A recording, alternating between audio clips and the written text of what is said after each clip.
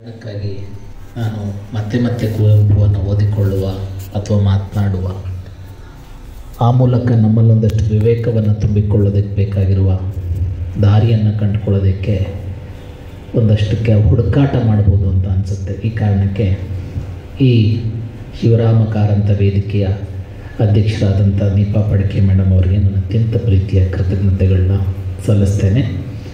ಮತ್ತು ಇದರ ಸಂಸ್ಥಾಪಕರಾದಂತಹ ಚಂದ್ರಶೇಖರ್ ಚಡಗ ಅವರು ಇದ್ದಾರೆ, ಹಿರಿಯರು. ಸರ್, ನಿಮಗೆ ಧನ್ಯವಾದಗಳು ಮತ್ತು ಕೃತಜ್ಞತೆಗಳು. ಮತ್ತು ಈ ವೇದಿಕೆಯ ಬೇರೆ ಬೇರೆ ಪದಾಧಿಕಾರಿಗಳು ಮತ್ತು ಇಲ್ಲಿನ ಕಾರ್ಯದರ್ಶಿಗಳಾದಂಥ ಕವಿ ಮಂಜುಳಾ ಭಾರ್ಗವಿ ಅವರು ಕೂಡ ಇರೋದನ್ನು ನಾನಿಲ್ಲಿ ನೆನಪಿಸ್ಕೊಳ್ತಾ, ನೇರವಾಗಿ ಒಂದು 30ರಿಂದ 35-40 ನಿಮಿಷ ಕುವೆಂಪು ಅವರ ನಾಟಕಗಳನ್ನ ಕುರಿತು ನನ್ನ ತಿಳುವಳಿಕೆಗೆ ದಕ್ಕಿದ ಅಥವಾ ನಾನು ಹೇಳಲೇಬೇಕಾದ, ಹೇಳದೆ ಹೋದರೆ ಈ ಮಾತು ಹೇಳದೆ ಹೋದರೆ ಅಪ್ರಾಮಾಣಿಕನಾಗ್ಬಿಡ್ತೀನಿ ಅಂತ ಅನ್ನಿಸುವ ಮಾತುಗಳನ್ನಷ್ಟೇ ನಿಮ್ಮ ಮುಂದೆ ಆಡುವ ಪ್ರಯತ್ನವನ್ನು ಮಾಡ್ತೀನಿ. ಕುವೆಂಪು ಅಂದ್ರೇ ನನ್ನ ಪ್ರಕಾರ ವಿಚಾರ, ತತ್ವ, ವಿವೇಕ. ನಮ್ಮೊಳಗಡೆ ಒಂದು ವಿವೇಕವನ್ನು ಸೃಷ್ಟಿಸ್ಕೊಳ್ಳೋದಕ್ಕೆ ಬೇಕಾದ ಸ್ಪೇಸ್, ಕನ್ನಡದ ಒಂದು ದೊಡ್ಡ ಆವರಣವನ್ನು ಕಟ್ಟಿಕೊಟ್ಟಂಥದ್ದು, ಆಧುನಿಕ ಕನ್ನಡವನ್ನೇ ನಿರ್ಮಿಸಿದ್ದು, ಇದೆಲ್ಲವೂ ಕೂಡ ವಿಚಾರದಿಂದಲೇ. ಸ್ನೇಹಿತರೆ, ನಿಮಗೆಲ್ರಿಗೂ ಗೊತ್ತಿದೆಯೋ ಗೊತ್ತಿಲ್ವೋ, ನಾವೆಲ್ಲರೂ ಆಧುನಿಕತೆಗೆ ತರ್ಕೊಂಡಾಗ ಕನ್ನಡ ಸಾಹಿತ್ಯವೂ ಕೂಡ, ನಾವೆಲ್ಲರೂ ಮಹಾಕಾವ್ಯವನ್ನು ಮಾತ್ರ ಬರ್ಕೊಂಡಿದ್ವಿ. ಕನ್ನಡದ ಮಹಾಕಾವ್ಯ ಪರಂಪರೆ ಬಹಳ ದೊಡ್ಡದು. ಅದರ ನಡುವೆ ನಮ್ಮಲ್ಲಿ ಪಾಶ್ಚಿಮಾತ್ಯರ ಆಗಮನ ಆದ ನಂತರ ಸಾಹಿತ್ಯದ ಪ್ರಕಾರಗಳು ಬೇರೆ ಬೇರೆ ಆದವು. ಕಾವ್ಯ, ನಾಟಕ, ಪ್ರವಾಸ ಸಾಹಿತ್ಯ ಭಿನ್ನ ಭಿನ್ನ ಬಗೆಯಲ್ಲಿ ಬರೀತಾ ಹೋದರು. ಎಲ್ಲ ಬಗೆಯಲ್ಲೂ ವಿಚಾರವನ್ನೇ ಬಿತ್ತಿ ಕನ್ನಡದ ಹೊಸ ದಿಕ್ಕನ್ನು ತೋರಿಸಿದವರು ಕುವೆಂಪು. ಈ ದೃಷ್ಟಿಯಲ್ಲಿ ನನಗೆ ಈ ದಿನ ಬಹಳ ಮುಖ್ಯವಾಗಿ ಕಾಡುತ್ತೆ. ನಾಟಕಗಳ ಮೂಲಕ ವೈಚಾರಿಕತೆಯನ್ನು ಯಾಕೆ ಹೇಳಬೇಕು ಅಂತ, ಅಥವಾ ಕುವೆಂಪು ಅವರ ಸಮಗ್ರ ಸಾಹಿತ್ಯದಲ್ಲಿ ಅವ್ರು ಹೇಳಿರೋದೇ ವೈಚಾರಿಕತೆ, ಆದರೆ ನಾಟಕದಲ್ಲಿ ಯಾಕೆ ಅತ್ಯಂತ ಮುಖ್ಯವಾಗಿ ಅದನ್ನು ಹೇಳೋಕ್ಕೆ ಸಾಧ್ಯ ಆಗಿದೆ ಅಂದರೆ ಅದೊಂದು ಪ್ರದರ್ಶನ ಮಾಧ್ಯಮ. ಬಹುಬೇಗ ಜನರನ್ನು ತಲುಪೋದಕ್ಕೆ ಬೇಕಾದಂಥ ಸಾಧ್ಯತೆಯುಳ್ಳ ಮಾಧ್ಯಮ. ಸೊ ಆ ಕಾರಣಕ್ಕಾಗಿ ನನಗೆ ನಾಟಕಗಳಲ್ಲಿನ ವೈಚಾರಿಕತೆ ಬಹಳ ಮುಖ್ಯ ಅಂತ ಅನ್ನಿಸ್ತು. ವೈಚಾರಿಕತೆ ಅಂದರೆ ಏನು ಅಂತ ಸುಮ್ಮನೆ ಒಂದೆರಡು ಮಾತು ಏನು ಅಂದ್ಕೊಳ್ಳೋಣ. ವೈಚಾರಿಕತೆ ತುಂಬ ಚೆನ್ನಾಗಿ ಒಂದು ಮಗು ಹಾಡು ಹೇಳ್ತು. ವೈಚಾರಿಕತೆಯೇ ಬೇಕಾದಂಥ ಒಂದು ಪ್ರಮೇಯ ಹಾಡಲ್ಲೇ ಇದೆ. ವಿಕಸಿತನಾಗು, ಉದ್ಧಾರ ಮಾಡು, ಇದನ್ನು ನಿರ್ಧಾರ ಮಾಡೋದಕ್ಕೆ ಬೇಕಾದ ದಾರಿಯನ್ನು ಕೊಡು, ಇದೇ ವಿಚಾರ. ನಮ್ಮನ್ನು ನಾವು ವಿಚಾರ ಮಾಡಿಕೊಳ್ಳೋದೇ ಒಂದು ದೊಡ್ಡ ಇದು ಪ್ರಮೇಯ. ಸೊ ಈ ಪ್ರಮೇಯನ ಇಟ್ಕೊಂಡು ಕುವೆಂಪು ಎಲ್ಲ ಕೃತಿಗಳನ್ನು ಕಟ್ಟಿದ್ದಾರೆ.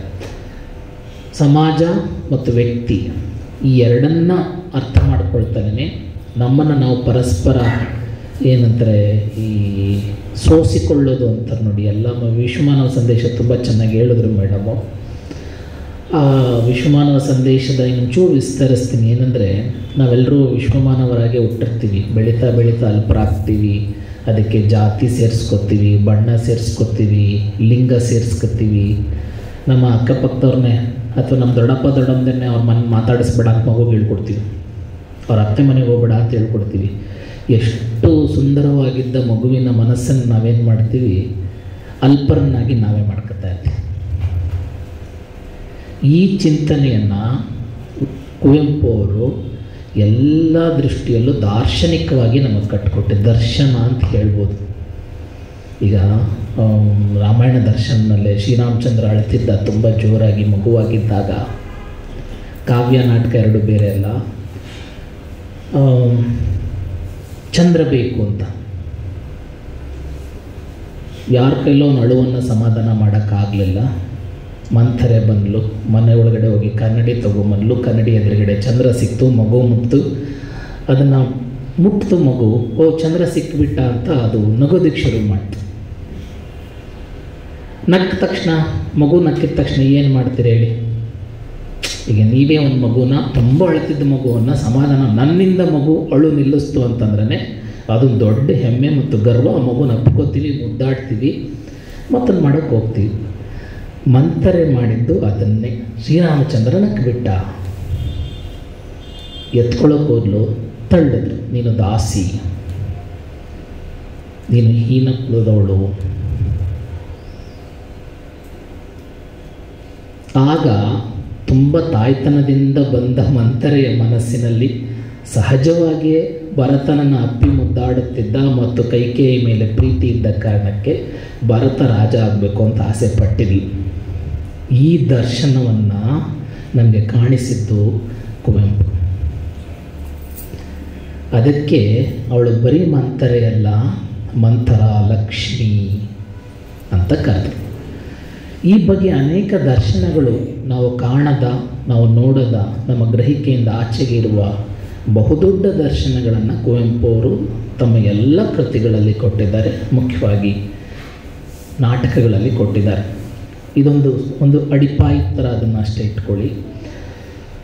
ಕುವೆಂಪು ಅವರ ನಾಟಕಗಳನ್ನು ನಾವು ಗಮನಿಸಬೇಕಾದ್ರೆ ಈ ವೈಚಾರಿಕತೆಯನ್ನು ಕುರಿತಾಗಿ ಕನ್ನಡದ ಬಹಳ ಮುಖ್ಯವಾದ 1-2-3 ಜನ ಲೇಖಕರು ಏನು ಮಾತಾಡಿದ್ದಾರೆ ಅನ್ನೋದನ್ನು ಸ್ವಲ್ಪ ನೆನೆಸ್ಕೊಳ್ಳೋದು ಒಳ್ಳೆಯದು ಅಂತ ಅನ್ಸುತ್ತೆ ನನಗೆ. ಬೇಂದ್ರೆಯವರ ಪ್ರಸ್ತಾಪ ಮಾಡಿದ್ರು ಮೇಡಮು. ಕುವೆಂಪು ಮತ್ತು ಬೇಂದ್ರೆ ಅಧ್ಯಾತ್ಮ ಮತ್ತು ವೈಚಾರಿಕತೆಯನ್ನು ಪ್ರಖರವಾಗಿ ಕನ್ನಡಕ್ಕೆ ಕಾವ್ಯ ಮತ್ತು ಇತರ ಸಾಹಿತ್ಯದ ಮೂಲಕ ಕೊಟ್ಟರು ಅಂತ. ಖಂಡಿತವಾಗ್ಲೂ ಕಾರಂತರು ಕೂಡ ಅದಕ್ಕೆ ದೊಡ್ಡ ಮತ್ತೊಂದು ಸೇರ್ಪಡೆ.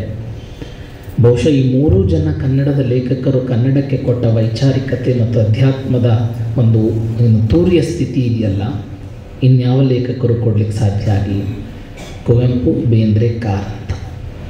ಸೊ ಬೇಂದ್ರೆ ಅವರು ಹೇಳ್ತಾರೆ, ಸಾವಿರಾರು ವಿದ್ಯುತ್ ದೀಪಗಳನ್ನು ಒಮ್ಮೆಲೆ ಹೊತ್ತಿಸುವ ಕೀಲದಂತೆ ಸ್ವತಂತ್ರ ವಿಚಾರವಂತನ ಬುದ್ಧಿಗೆ ಮುಸುಕಿದ ಮತಿಯನ್ನು ತನ್ನ ಬುದ್ಧಿಮಂತ್ರದಿಂದ ಹುಣ್ಣಿಮೆಯನ್ನಾಗಿ ಮಾಡಿಸಿಕೊಳ್ಳುವುದೇ ವಿಚಾರವಂತಿಕೆ. ಇದೇ ವೈಚಾರಿಕತೆ. ಅದೆಲ್ಲೂ ಇಲ್ಲ, ನಮ್ಮೊಳಗಡೆ ಇದೆ ಅಂತ. ಎಷ್ಟು ಅದ್ಭುತವಾಗಿ ಬೇಂದ್ರೆ ಹೇಳ್ಬಿಟ್ಟಿದ್ದಾರೆ ನೋಡಿ. ಹುಣ್ಣಿಮೆ ಆಗಿಸ್ಕೊಳ್ಳೋದು, ಎಲ್ಲ ಬೆಳಕಾಗಿಸ್ಕೊಳ್ಳೋದು, ಕತ್ತಲು ಕವದಿದೆ ಅಂತ. ಇದೇ ವೈಚಾರಿಕತೆಯನ್ನು ಕುರಿತಾಗಿ ಕಾರಂತರು ಏನು ಹೇಳ್ತಾರೆ ನೋಡೋಣ. ಅವ್ರು ಹೇಳ್ತಾರೆ, ಸಾಹಿತ್ಯ ಅನ್ನೋದೊಂದು ಅದ್ಭುತ ಜಿಜ್ಞಾಸೆ. ಸಾಹಿತ್ಯವನ್ನು ಕುರಿತನೆಲ್ಲ ಮಾತಾಡ್ತೀವಿ, ಚರ್ಚೆ ಮಾಡ್ತೀವಿ, ಎಲ್ಲ ಸರಿ. ಆ ಸಾಹಿತ್ಯದ ರಚನೆಗೆ ವೈಚಾರಿಕ ಮನೋಭಾವ ತಳಹದಿಯಾಗಬೇಕು ಅಂತ. ಇಲ್ಲದಿದ್ದರೆ ಲಿಟ್ರೇಚರ್ ಅದು ಸಾಹಿತ್ಯ ಜಿಜ್ಞಾಸೆ ಅಥವಾ ಸಾಹಿತ್ಯದಿಂದ ಸಮಾಜಕ್ಕೆ ತಲುಪಬೇಕಾದಂಥ ಅರ್ಥ ಸಾಧ್ಯ ಆಗಲ್ಲ. ಇದರಲ್ಲಿ ಎಳ್ಳಷ್ಟು ಸಂದೇಹ ಇಲ್ಲ ಅಂತ ಕಾರಂತರು ಹೇಳ್ತಾರೆ ವಿಚಾರವನ್ನು ಕುರಿತು.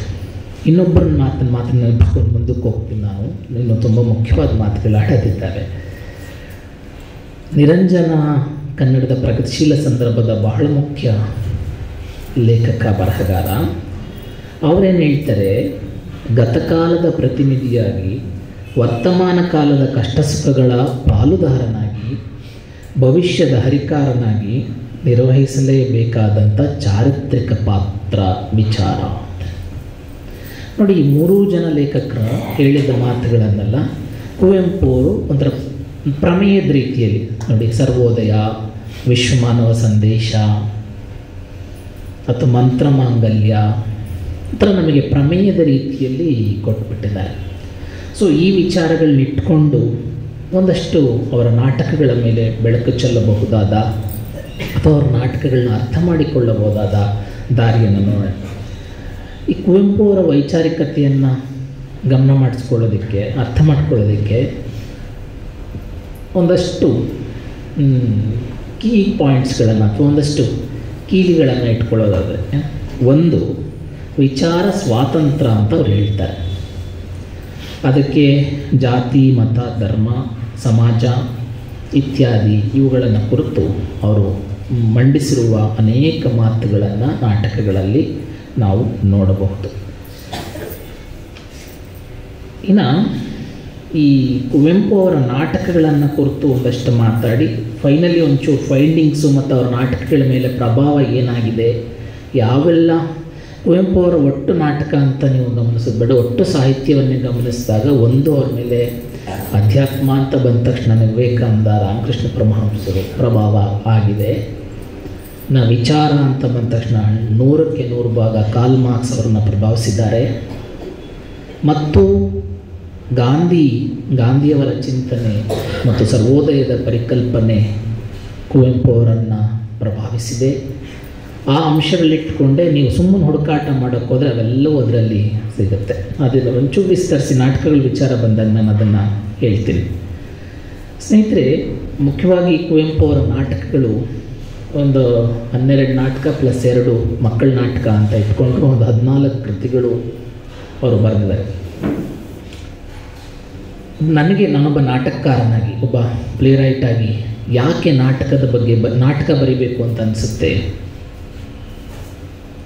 ಯಾಕೆ ಕವಿತೆ ಬರಿಬೇಕು ಅನಿಸ್ತು, ಇವೆರಡು ಫಾರ್ಮನ್ನು ಯೋಚನೆ ಮಾಡೋದಾದರೆ, ನಾಟಕ ಅನ್ನೋದಿದೆಯಲ್ಲ ಅದು ಒಬ್ಬ ಲೇಖಕ ತಾನು ಹೇಳಲೇಬೇಕಾದ ಮತ್ತು ಸಮಾಜಕ್ಕೆ ತಿಳಿಸಲೇಬೇಕಾದ ವಿಚಾರವನ್ನು ಜನರ ಜೊತೆಗೆ ಅಥವಾ ಸಮಾಜದ ಜೊತೆಗೆ ನೇರವಾಗಿ ಹೇಳೋದಕ್ಕೆ ಸಾಧ್ಯ ಇದೆ. ಅದಕ್ಕೆ ನಾಟಕದ ಫಾರ್ಮನ್ನು ಬಹಳ ಮುಖ್ಯವಾಗಿ ಅವನು ನಾಟಕದ ಅದು ಪ್ರಯೋಗ ಆಗುತ್ತೆ, ಜನ ಕುತ್ಕೊಂಡು ನೋಡ್ತಾರೆ. ಅದಕ್ಕೆ ಅವರಿಗೆ ಬೇಕಾದ ಅರ್ಥವೋ ವಿಚಾರವೋ ಚರ್ಚೆಯೋ ಸಂವಾದವೋ ಜನರ ಜೊತೆ ಬೆಳೆಯುತ್ತೆ ಅಂತ. ಈಗ ನಾನು ಕವಿತೆ ಬರೆದ್ರೆ ನೀವು ಒಬ್ಬರು ಓದ್ಬೋದು, ಆಮೇಲೆ ನೀವು ಅದಕ್ಕೆ ಲೇಖನ ಬರೀಬೋದು ಅಥವಾ ಅಲ್ಲಿ ನೀವು ವಿಮರ್ಶೆ ಮಾಡ್ಬೋದು. ಅಷ್ಟು ಅದೊಂಥರ 1 to 1. ಆದರೆ ನಾಟಕ ಮಾಡೋಕ್ಕೊಂದು ಸಮುದಾಯ ತಂಡ ಬೇಕು ಮತ್ತು ಎದುರುಗಡೆ ಕೂಡ ಒಂದು ಸಮುದಾಯ ಬೇಕು. ಜನಗಳ ನಡುವಿನ ಒಂದು ಜನಕಥನವಾಗಿ ಬೆಳೆದಕ್ಕೆ ಬೇಕಾದ ದಾರಿ ನಾಟಕ.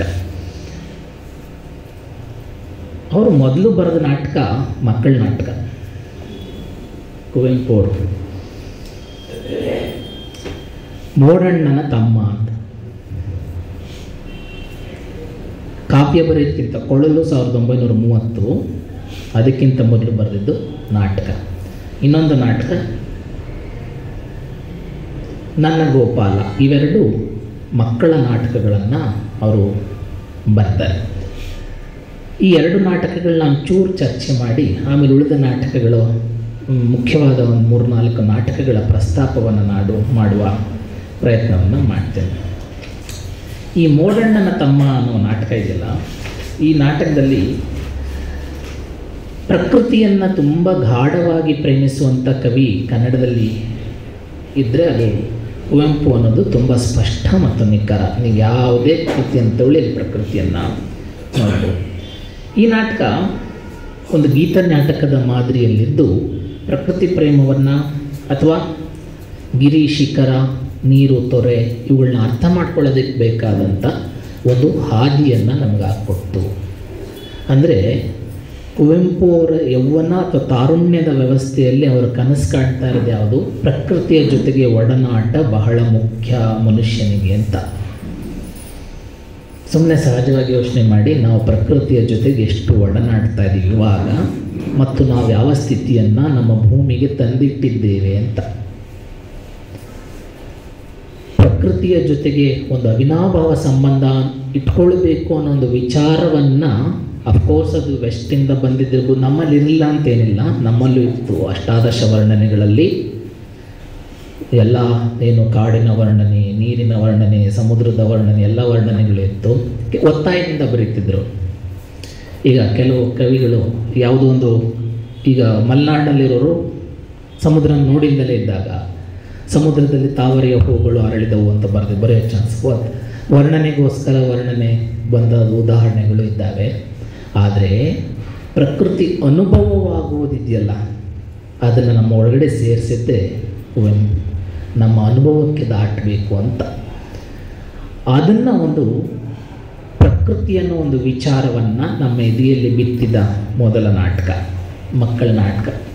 ಇವತ್ತಿಗೂ ಎಷ್ಟು ಪ್ರಸಕ್ತವಾಗಿದೆ ಇದು ನಾಟಕ ಅಂದರೆ, ನಾನು ನನ್ನ ಮಗನಿಗೆ ನದಿ ಹತ್ರ ಕರ್ಕೊಂಡೋಗಿ ನದಿ ಹರಿಯೋ ಸದ್ದು ಕೇಳಪ್ಪ ಅಂತ ಕೇಳಿಸ್ತಾ ಇದ್ದೀವ,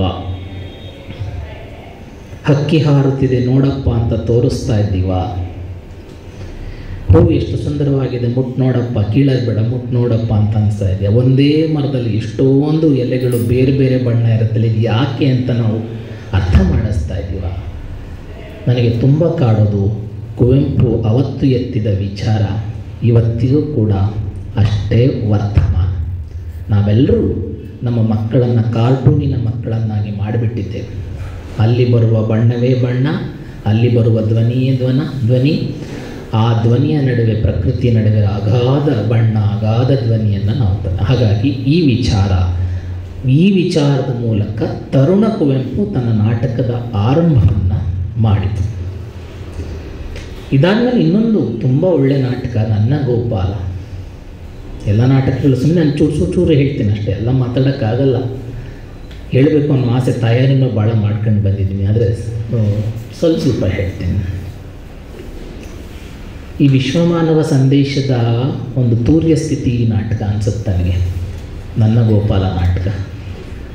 ಅವಳು ವೈಧವ್ಯವನ್ನು ಇರುವ ಒಂದು ಅಜ್ಜಿಯ ಜೊತೆಗೆ ಮೊಮ್ಮಗು ಇರುತ್ತೆ. ಒಬ್ಬ ವಿಧವೆ ತಾಯಿ ಅವಳು ಮಹಾಕೃಷ್ಣ ಭಕ್ತೆ. ಗೋಪಾಲನನ್ನು ತುಂಬ ಪ್ರೀತಿ ಮಾಡ್ತಿರ್ತಾಳೆ, ಕಷ್ಟ ಇರುತ್ತೆ, ಶಾಲೆಗೆ ಹೋಗ್ತಿರ್ತಾರೆ, ಇವನು ಗೋಪಾಲನು ಹೋಗ್ತಾನೆ, ಮೇಷ್ಟ್ರು ಎಲ್ಲ ಒಂದು ಸಹಜವಾಗಿ ಒಂದು ಶಾಲೆ, ಒಂದು ಬಡ ಕುಟುಂಬದಲ್ಲಿ ನಡೆಯಬಹುದಾದ ಕತೆ. ಆದರೆ ಅದು ಯಾವುದು ನನಗೆ ಇಂಪಾರ್ಟೆಂಟ್ ಅಲ್ಲ, ಅಲ್ಲಿ ಬರೋ ವಿಚಾರ ಅಷ್ಟೇ ಇಂಪಾರ್ಟೆಂಟ್. ಇಲ್ಲಿ ಏನಾಗಿದೆ ಅಂದರೆ, ಮುಗ್ಧತೆಯಲ್ಲಿ ಪ್ರಬುದ್ಧತೆ ಅನ್ನೋದು ಬಹಳ ಮುಖ್ಯವಾದಂಥ ಚಿಂತನೆಯನ್ನು ಇದ್ರ ಮೂಲಕ ನಮಗೆ ಕೊಟ್ಟಿದ್ದಾರೆ. ಈ ನಾಟಕದ ಮೂಲಕ ನಾವು ಮುಗ್ಧರು ಅಂತ ಕಾರ್ನರ್ ಮಾಡೋ ಹಾಗೆ ಇಲ್ಲ ಮಕ್ಕಳನ್ನ, ಅವರು ತುಂಬ ಪ್ರಬುದ್ಧರು ಅಂತ. ಹೆಂಗೆ ಅದು ಪ್ರಬುದ್ಧರು ಅಂತ ಅಂದರೆ, ನಿರ್ಮಲ ಮನಸ್ಸಿನ ಮಕ್ಕಳು ದೇವರಿಗೆ ಹತ್ರ ಆಗ್ತಾರೆ. ವಿಶ್ವಮಾನವ ಸಂದೇಶ ಹೇಳಿದ್ರಲ್ಲ, ನಾವು ಮಕ್ಕಳನ್ನು ಬೇರೆ ಥರ ಯೋಚನೆ ಮಾಡೋದನ್ನು ಕಲಿಸ್ತಾ ಇದ್ದೀವಲ್ಲ ಇವತ್ತು, ಹಾಗಲ್ಲ ಅನ್ನೋದನ್ನು ಅರ್ಥ ಮಾಡಿಸುತ್ತಿದೆ. ಒಂದು ಉದಾಹರಣೆ ಕೊಟ್ಬಿಡ್ತೀನಿ ಅದಕ್ಕೆ. ಒಮ್ಮೆ ಶಾಲೆಯಲ್ಲಿ ಗುರುಗಳಿಗೆ ಗುರುದಕ್ಷಿಣೆಯಾಗಿ ಎಲ್ಲ ತಗೊಬನ್ನಿ ಅಂತ ಹೇಳಲಾಗ್ತದೆ. ಕೆಲವರು ಹಣ್ಣು ತಗೋತಾರೆ, ಕೆಲವರು ವಸ್ತ್ರ ತಗೋತಾರೆ, ಇನ್ನೇನೋ ಅವರವರ ಶ್ರೀವಂತಿಕೆಗೆ ಅನುಗುಣವಾಗಿ ಮಕ್ಕಳೆಲ್ಲರೂ ಒಂದೊಂದು ಐಟಮ್ ತೊಗೊಂಡು ಹೋಗ್ತಾರೆ. ಇವನು ಗೋಪಾಲನ ಹತ್ರ ಏನೂ ಇಲ್ಲ ತೊಗೊಂಡು ಗುರುಗಳ ಹತ್ರ. ಅವನೇನು ಮಾಡ್ತಾನೆ, ಕಾಡಿಗೆ ಹೋಗ್ತಿರ್ತಾನೆ, ಕಾಡಲ್ಲಿ ಕೂತ್ಕೊಂಡು ಎಲ್ಲ ಹೇಳ್ಕೊತಾ ಇರ್ತಾನೆ. ಕಾಡಿನ ಜೊತೆ ಇಂಟ್ರ್ಯಾಕ್ಷನ್. ನನ್ನ ಬದುಕು ಹಾಗೆ, ನಾನು ಕೆರೆ ಜೊತೆ ಇಂಟ್ರ್ಯಾಕ್ಟ್ ಮಾಡ್ತಿದ್ದೆ. ನನ್ನ ಕಷ್ಟ ಸುಖಗಳನ್ನ ಚಿಟ್ಟೆ ನಾಟಕದಲ್ಲಿ ಅದನ್ನೇ ಮಾಡಿರೋದು ನಾಟಕ. ನಾನು ಕೆರೆಗೆ ನನಗೆ ಹೊಟ್ಟೆ ಎಸಿತಾ ಇದೆ ಈಗ ಅಂತ ಕೆರೆಗಳು ಮನುಷ್ಯರಿಗೆ ಹೇಳ್ತಾರಲಿಲ್ಲ. ನನಗೆ ಪುಸ್ತಕ ಬೇಕು ನನಗೆ ಅಂತ ಕೆರೆಗೆ ಹೇಳ್ತಾ ಇದ್ದೆ. ಅದು ಸುಮ್ಮನೆ ಅದು ಅಲೆ ಬಂದಂಗೆ ಬರೋದು, ಅದು ನನ್ನ ಜೊತೆ ಇಂಟ್ರ್ಯಾಕ್ಟ್ ಮಾಡ್ತಾ ಇದೆ ಅಂತ ಅನ್ಸೋದು ನನಗೆ ಅಷ್ಟೇ. ಅದು ಕೊಡ್ತಿತ್ತು ಬಿಡ್ತಿತ್ತು, ನನ್ನ ಜೊತೆ ಮಾತಾಡ್ತಾ ಇದೆ ಅಂತ ಸಮಾಧಾನ ಮಾಡ್ಕೊಂಡು ಹೋಗ್ತಾ ಇದ್ದೆ ನಾನು. ಸೊ ಅವರು ನೇಚರ್ ಜೊತೆ ಹೋದಾಗ ಅಲ್ಲಿ ಕಾಡಿನ ಕೊಳಲುನ ಹಾಗೆ ಒಂದು ಗೋಪಾಲನ ಒಂದು ಅಶರೀರವಾದಂಥ ಒಂದು ಇದು ಬರ್ತದೆ. ಒಂದು ಗೋಪಾಲನ ರೂಪ ಅಂತ ಕೊಟ್ಟಿರೋದೇನೇ ಇರಲಿ, ಅದು ಪ್ರಕೃತಿಯ ರೂಪ. ಒಂದು ಕುಡಿಕೆಯಲ್ಲಿ ಮೊಸರನ್ನು ತೊಗೊಂಡೋಗಿ ತೋರ್ತಾನೆ. ಮಕ್ಕಳೆಲ್ಲ ಆಡ್ಕೋತಾರೆ, ಏನು ಮಡಕೆ ತಂದು ಗುರುಗಳು ಇದನ್ನು ರಿಜೆಕ್ಟ್ ಮಾಡ್ತಾರೆ, ನಾವೆಂತೆಂಥ ಗಿಫ್ಟ್ ತಂದಿದ್ದೀವಿ ಅಂತ. ಆದರೆ ಗುರು ಅದನ್ನು ತುಂಬ ಪ್ರೀತಿಯಿಂದ ಸ್ವೀಕರಿಸ್ತಾನೆ. ಉಳಿದಿದ್ದನ್ನೆಲ್ಲ ಅವ್ರನ್ನ ರಿಜೆಕ್ಟ್ ಮಾಡ್ತಾನೆ ಅಂದರೆ ಆ ಮಕ್ಕಳಿಗೆ ಅರ್ಥ ಮಾಡಿಸ್ತಾನೆ. ಮಣ್ಣಿನ ಕುಡಿಕೆಯಲ್ಲಿ ಗೋಪಾಲ ತೆಗೆದುಕೊಂಡು ಅಂಥ ಮೊಸರನ್ನು ಗುರು ಸ್ವೀಕರಿಸ್ತಾನೆ. ಇದು ಬಹುಶಃ ಈ ಚಿಂತನೆಗಳು ನಾವು ಮಕ್ಕಳಿಗೆ ಬಿತ್ತಬೇಕಾದಂಥ, ಇವತ್ತಿಗೂ ಈ ಕಾಲಕ್ಕೂ ನಾವು ಹಣದ ಮಕ್ಕಳನ್ನಾಗಿ ರೂಪಿಸ್ತಾ ಇದ್ದೀವಿ ಅಥವಾ ಮತ್ತೊಂದನ್ನಾಗಿ ರೂಪಿಸ್ತಾ ಇದ್ದೀವಲ್ಲ, ಆ ಅರ್ಥದಲ್ಲಿ ಕುವೆಂಪು ನಮ್ಮನ್ನು ವರ್ತಮಾನೀಕರಿಸಿ ಇವತ್ತು ಭಾಳ ಮುಖ್ಯವಾದಂಥ ಈ ಎರಡು ಚಿಂತನೆಗಳನ್ನ ಕೊಟ್ಟಿದ್ದಾನೆ. ಇನ್ನು ನೇರವಾಗಿ ಉಳಿದ ಒಂದು 2-3 ನಾಟಕಗಳನ್ನ ಕುರಿತು ಮಾತನಾಡೋಣ. ನೋಡಿ, ಇದಿಷ್ಟು ಅವರು ತರುಣರು 23-24 ವರ್ಷ ಅವ್ರಿಗಷ್ಟೇ ಇಷ್ಟೊಂದು ಅಗಾಧವಾದ ಚಿಂತನೆಯುಳ್ಳ ನಾಟಕಗಳನ್ನು ಅವರು ಆರಂಭದಲ್ಲಿ ಕೊಟ್ಟಿದ್ದಾರೆ. ಅದಾದಮೇಲೆ ಯಮನ ಸೋಲು ಅಂತ ಒಂದು ನಾಟಕ 1928ರಲ್ಲಿ ಬರೀತಾರೆ, 1928. ಅಲ್ಲೂ ಏನು ತುಂಬ ನನ್ನಷ್ಟು ವಯಸ್ಸಾಗಿರಲಿಲ್ಲ ಕುವೆಂಪುಗೆ, ಅಲ್ಲೂ ಕೂಡ ತರುಣರೇ ಅವರು. ಅಲ್ಲಿ ಸತ್ಯವಾನ್ ಮತ್ತು ಸಾವಿತ್ರಿ ಏನಿದ್ದಾಳಲ್ಲ, ಅಲ್ಲಿ ನಾವು ಪಾತಿವ್ರತ್ಯ ಮತ್ತು ಇದನ್ನು ಕುರಿತು ಮಾತಾಡ್ತಿದ್ವಲ್ಲ, ತನ್ನ ಪತಿಯನ್ನು ಕರ್ಕೊಂಡು ಹೋಗಕ್ಕೆ ಬಂದಂಥ ಯಮನನ್ನು ಸೋಲಿಸುವ ಹಾಗೆ ಅವಳ ಪ್ರೀತಿ ಅಗಾಧವಾದಂಥ ಚಿಂತನೆ ಇದೆ, ಪ್ರೀತಿಗೆ ಅಷ್ಟು ದೊಡ್ಡ ಶಕ್ತಿ ಇದೆ ಅನ್ನೋದನ್ನು ಅರ್ಥ ಮಾಡಿಸುವ ನಾಟಕ. ಕಥೆ ನಾನು ಹೇಳಲ್ಲ, ಕಥೆಯನ್ನು ಹೇಳ್ತಾ ಹೋದರೆ ತುಂಬ ಜಾಸ್ತಿ ಆಗುತ್ತೆ, ಸಾಧ್ಯ ಆದರೂ ಓದ್ಕೊಳ್ಳಿ. ಯಾಕಂದರೆ ಈ ಸತಿ ಸಾವಿತ್ರಿಯ ಕಥೆ ನಿಮಗೆ ಗೊತ್ತೇ ಇದೆ, ಅದನ್ನು ನಾನು ವಿವರಿಸಕ್ಕೆ ಹೋಗಲ್ಲ. ಸರಿ, ಇದಿಷ್ಟಕ್ಕೆ ಸೀಮಿತ ಆಗಿದೆಯಾ? ನೋ, ಅವರೆಲ್ಲ ಕೃತಿಗಳಲ್ಲೂ ಹರಡಿಕೊಂಡಿದೆ. ಬಾಚಕೋರಿ ಚಂದ್ರಮಂಚಕ್ಕೆ ಗೃಹಲಕ್ಷ್ಮಿ ಸ್ವರ್ಗಕ್ಕೆ ಹೋದಾಗ ಬಾಗಿಲು ತಟ್ತಾರೆ, ಯಾರೂ ತೆಗಿಯಲ್ಲ. ನಾನು ಕುವೆಂಪು ಬಂದಿದ್ದೀನಿ, ಜ್ಞಾನಪೀಠ ಪ್ರಶಸ್ತಿ ತಗೊಂಡವನು ಬಂದಿದ್ದೀನಿ, ಮತ್ತೊಬ್ಬ ಬಂದಿದ್ದೀನಿ, ಯಾರು ಬಂದರೂ ಬಾಗಿಲು ತೆಗಿಯಲ್ಲ, ಡೋರ್ ಓಪನ್ ಆಗಲ್ಲ. ಹೇಳ್ತಾರೆ ನಾನು ಹೇಮಿಯ ಗಂಡ ಬಂದಿದ್ದೀನಿ ಅಂತ ತಕ್ಷಣ ಡೋರ್ ಓಪನ್ ಆಗುತ್ತೆ. ಈ ಮಟ್ಟಕ್ಕೆ ತನ್ನ ಹೆಂಡತಿಯ ಅಥವಾ ತನ್ನ ಸಂಗಾತಿಯ ಅಗಾಧವಾದ ಪ್ರೇಮವನ್ನು ದಾಖಲಿಸುವ ಹಾಗೆ ಅಲ್ಲಿ ಓಪನ್ ಆದ ಈ ಬಗೆಯ ಚಿಂತನೆ, ಅದು ರಾಮಾಯಣ ದರ್ಶನ ಮಂಥರೆ ಇರ್ಬೋದು, ಸೀತೆ ಇರ್ಬೋದು, ಅಹಲ್ಯ ಇರ್ಬೋದು, ಯಾರಿದ್ದಾರೆ ಅವರೆಲ್ಲರ ಚಿಂತನೆ, ಮತ್ತು ಊರ್ಮಿಳ, ಎಲ್ಲ ಪಾತ್ರಗಳಿಗೂ ಒಂದು ದಿವ್ಯ ದಾರ್ಶನಿಕತೆಯನ್ನು ಕೊಟ್ಟು ಉದಾತ್ತೀಕರಿಸಿ ನೋಡಿದಂಥ ಒಂದು ಮಹಾಕವಿ ಕುವೆಂಪು. ಆ ಕಾರಣಕ್ಕಾಗಿ ಇದು ಬಹಳ ಮುಖ್ಯ ಅಂತ ಅನಿಸುತ್ತೆ. ಮತ್ತು ಸತಿಪತಿಗಳೊಂದಾದ ಬಕುತಿ ಹಿತವಪ್ಪದು ಶಿವಗೆ ವಚನಕಾರನ ನಾವು ನೋಡ್ಕೊಂಡು ಬಂದಿದ್ದೀವಿ. ಆದರೆ ಇವತ್ತು ಅದು ಡೈಲ್ಯೂಟ್ ಆಗ್ತದೆ, ಯಾಕಂದರೆ ನಮ್ಮ ಮಕ್ಕಳನ್ನು ಬೇರೆ ಬೇರೆ ಥರ ನಾವು ಬೆಳೆಸ್ತಾ ಇದ್ದೀವಿ. ಆ ಕಾರಣವೂ ಇರ್ಬೋದೇನೋ ಅಂತ ಅನಿಸುತ್ತೆ. ಅದಾದ ನಂತರ ಬಂದ ನಾಟಕವೇ ಜಲಗಾರ, 1928, 1928 ಸ್ವಾತಂತ್ರ್ಯಕ್ಕಿಂತ ಮೊದಲು. ಜಲಗಾರ ನಾಟಕ ಬಹುಶಃ ವಿಚಾರ ಕ್ರಾಂತಿಯ ತೂರ್ಯ ಅಂತ ಅನಿಸುತ್ತೆ. ಅದು ತುಂಬ ದೊಡ್ಡ ಹೈಟ್ ಅದು. ಇವತ್ತೂ ಕೂಡ ನಾವು ನಮ್ಮ ಮನೆಯ ಎದುರುಗಡೆ ಮಾಡುವಂಥ ಕೆಲವರು ನಾವು ಸುಮ್ಮನೆ ಮತ್ತೊಂದು ಆದರ್ಶಕ್ಕೋ ಅಥವಾ ತೋರ್ಪಡಿಕೆಗೋ ಮಾಡಬಹುದು. ನಾವು ಅದ್ಧೂರಿಯಾಗಿ ವರಮಹಾಲಕ್ಷ್ಮಿ ಹಬ್ಬ ಮಾಡ್ತೀವಿ, ನಮ್ಮ ಮನೆ ಎದುರುಗಡೆ ಚರಂಡಿ ಕ್ಲೀನ್ ಮಾಡೋಳನ್ನ ಕರೆದು ಅರಿಶಿಣ ಕುಂಕುಮ ಕೊಟ್ಟು ಮಡಿಲು ತುಂಬಿಸಿ ಕಳಿಸಲ್ಲ. ನಾವು ಇವತ್ತು ಮಾಡ ತುಂಬ ಅದು ಅವ್ರ ಮನೇಲೂ ಒಬ್ಬಟ್ಟು ಮಾಡಿರಬೇಕು, ನಮ್ಮಲ್ಲೂ ಒಬ್ಬಟ್ಟು ಮಾಡಿರಬೇಕು, ನಮ್ಮಲ್ಲೇ ಒಬ್ಬಟ್ಟು ಅರ್ಧ ತಿಂದು ಅವ್ರ ಮನೆ ಒಬ್ಬಟ್ಟನ್ನ ಅರ್ಧ ತಿಂದು ಅಲ್ಲೇ ಬಿಟ್ಟು ಮತ್ತು ತೊಗೊಂಡೋಗಿ ಹಣ್ಣುಗಳು ಅವ್ರ ಮನೆ ಎಲ್ಲ ಒಂದಷ್ಟು ರಾಶಿ ಬಂದರೆ ತೆಂಗಿನಕಾಯಿ ಎಲ್ಲ ಅಲ್ಲೇ ಕೊಳೆತು ಹಾಳಾಗ್ಬೋದು ವಿನಃ ಅಥವಾ ಇನ್ನೊಬ್ಬರನ್ನು ಕರೆದು ನಾವು ಆ ಥರದವ್ರಿಗೆ ಕರೆದು ಕೊಡೋ ಸ್ಥಿತಿ ಇಲ್ಲ. ಜಲಗಾರ ನನ್ನ ಕುರಿತು ಪಿಟ್ಟುಗುಂಡಿಗೆ ಎಳೆಯುವವನ, ಮೋರಿ ಕಸಗುಡಿಸುವವನ ಅಥವಾ ಬೀದಿಯ ಕಸಗುಡಿಸುವವನ ಕುರಿತು ಬಂದಂಥ ಒಂದು ಮಹಾಕಾವ್ಯ, ಮಹಾಗ್ರಂಥ ಅಂತ ನನ್ನ ಪ್ರಕಾರ. ತುಂಬ ಪುಟ್ಟ ನಾಟಕ. ಅಲ್ಲಿ ರೈತ ಮತ್ತು ಜಲಗಾರ ನಡುವೆ ಸಂವಾದ ತುಂಬ ಚೆನ್ನಾಗಾಗತ್ತೆ. ಅದು ಅದ್ಭುತ ಅದು ಆ್ಯಕ್ಚುಲಿ. ಅವನು ದೇವಸ್ಥಾನಕ್ಕೆಲ್ಲ ತಗೊಂಡು ಹೋಗ್ತಾ ಇರ್ತಾನೆ ರೈತ, ಹಣ್ಣು ಕಾಯಿ ಹಂಪಲು. ಇವನು ಜಲಗಾರನ ಕರೀತಾನೆ, ಜಾತ್ರೆ ನಡೀತಾ ಇದೆ, ನೀನು ಬರಲ್ಲ ಅಣ್ಣ ಶಿವನ ಜಾತ್ರೆಗೆ? ಇಲ್ಲ, ನನಗಿದೇ ಶಿವ ಅಂತ. ಇದಕ್ಕೆ ಬಹಳ ಮುಖ್ಯವಾದ ಇನ್ಫ್ಲುಯೆನ್ಸ್ ವಚನ ಚಳುವಳಿ. ಎನ್ನ ಕಾಲೇ ಕಂಬ ದೇಹವೇ ದೇಗುಲ ಶಿರ ಹೊನ್ನ ಕಳಸವಯ್ಯ. ಅಂದರೆ ಕಾಯಕ ತತ್ವವನ್ನು ತುಂಬ ಅದ್ಭುತವಾಗಿ ಪಾಲಿಸಿದ್ರೆ ಇದನ್ನಲ್ಲೇ ಕೊಡ್ತಾನೆ. ಅವನು ಹೇಳ್ತಾನೆ, ನಾನು ಪೊರಕೆಯೇ ಮಂಗಳಾರತಿ ನಾನು ಮಾಡ್ತಾ ಇದ್ದೀನಲ್ಲ, ತುಂಬ ಚೆನ್ನಾಗಿದೆ, ಸಾಧ್ಯ ಆದರೆ ಓದ್ಕೊಳ್ಳಿ ಅದನ್ನು, ನಮ್ಮ ಮನೆ ಮಕ್ಕಳಿಗೆ ಓದಕ್ಕೆ ಹೇಳಿ. ಆವಾಗ ನಾವು ಹಸಿ ಕಸ ಒಣ ಕಸ ಬೇರೆ ಮಾಡಿ ಅಟ್ಲೀಸ್ಟ್ ಎದುರುಗಡೆ ಬರುವ ಕಸದವರು ಅಂತ ಕರಿತೀವಿ ನಾವು ನೋಡಿ ಅವ್ರನ್ನ. ಪಾಪ ನಮ್ಮನೆ ಕಸ ಪಸ ಎಲ್ಲ ಹೊತ್ಕೊಂಡು ಹೋಗ್ತಾರೆ, ಗಲೀಜು ಪಲೀಜ್ನೆಲ್ಲ, ಅವ್ರು ನಾವು ಕಸದವರು ಅಂತ ಕಾರ್ನರ್ ಮಾಡಿಟ್ಬಿಡ್ತೀವಿ ನಾವು, ಆಯಿತಾ. ಸೊ ಈ ಜಲಗಾರನನ್ನು ಓದಿದ್ರೆ ಬಹುಶಃ ಇವತ್ತು BBMP ಸ್ವಲ್ಪ ನೆಮ್ಮದಿಯಾಗಿ ನಾವೆಲ್ಲರೂ ಕೆಲಸ ಮಾಡೋದಕ್ಕೆ ಅನುಕೂಲ ಆಗ್ಬೋದು. ಇಷ್ಟು ದೊಡ್ಡ ಸಾರ್ವಕಾಲಿಕ ಸತ್ಯವನ್ನು ಹೇಳುವಂಥ ಕೃತಿ ಜಲಗಾರ.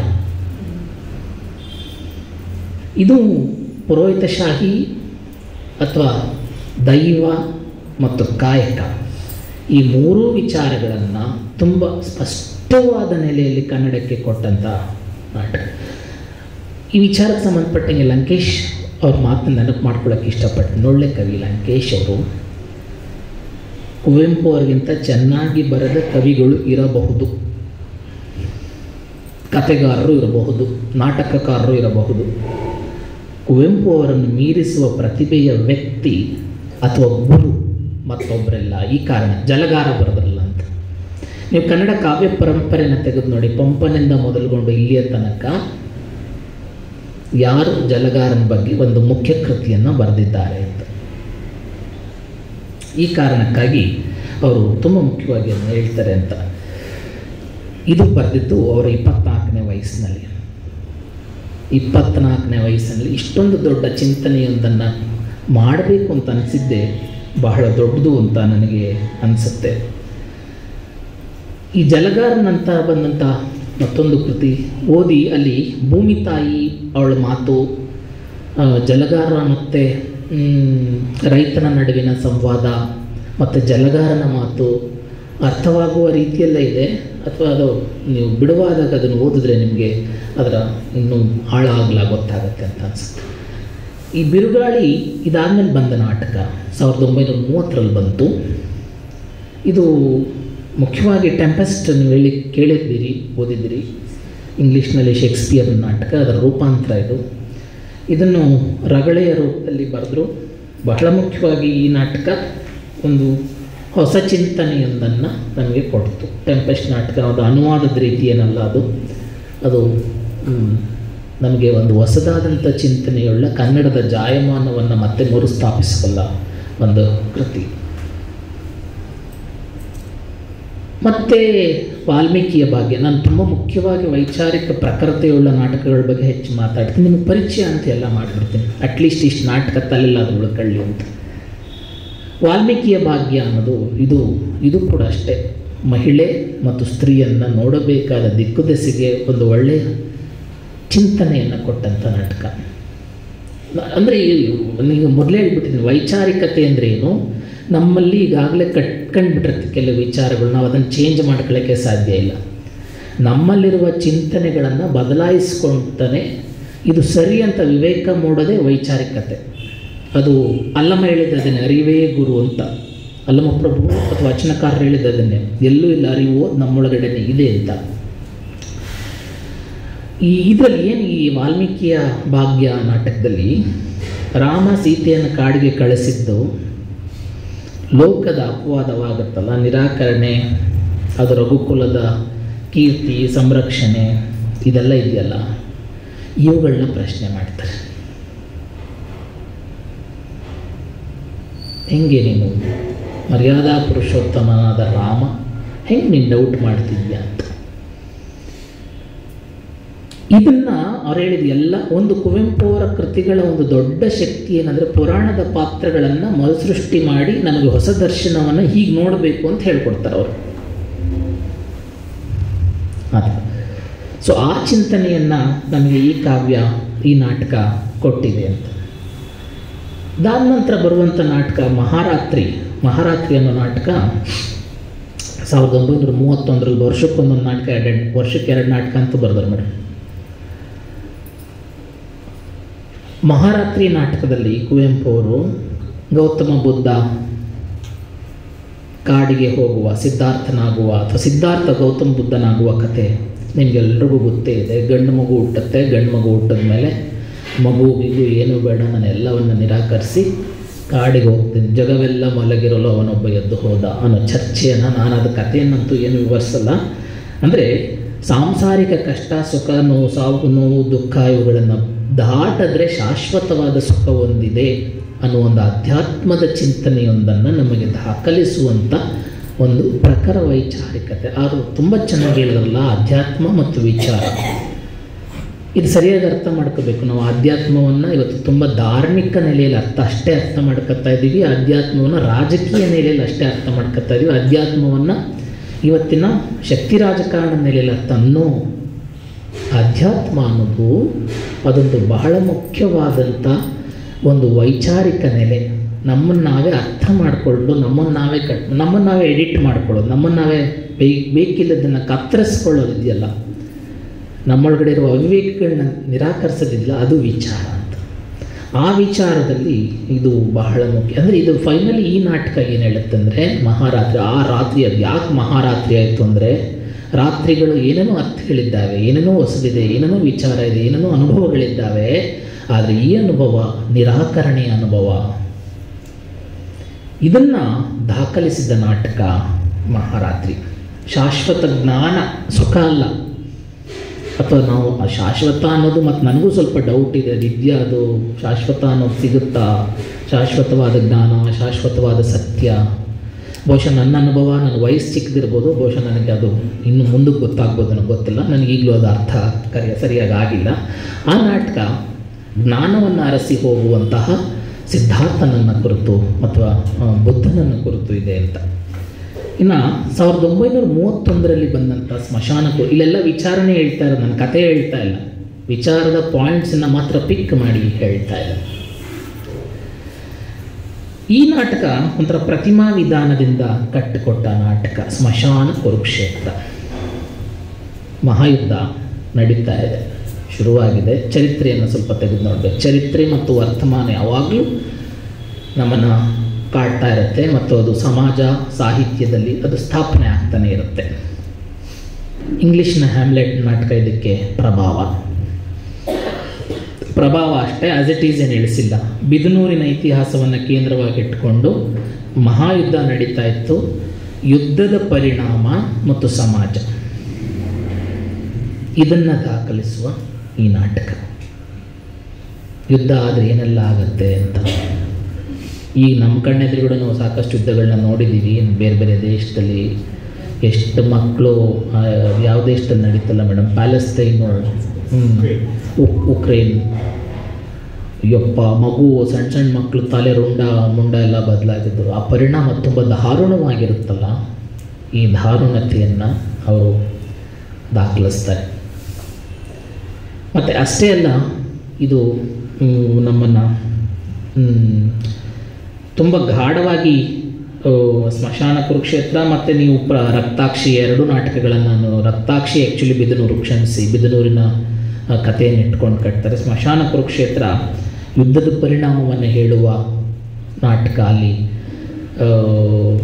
ಕುರುಕ್ಷೇತ್ರ ಇಡೀ ಒಂದು ಸ್ಮಶಾನವಾಗಿ ಪರಿವರ್ತನೆ ಆಗುವ ಸ್ಥಿತಿ, ಅಲ್ಲಿ ನಡೆಯುವ ಕರುಣಾಜನಕ ಸ್ಥಿತಿ, ಇವುಗಳನ್ನ ಒಂಥರ ತಾಯಿ ಹಾಗೆ ನೋಡ್ತಾರೆ ಕುವೆಂಪು. ಆ ದೃಷ್ಟಿಯಲ್ಲಿ ಇದು ಬಹಳ ಮುಖ್ಯ ಅಂತ ಅನಿಸ್ತದೆ.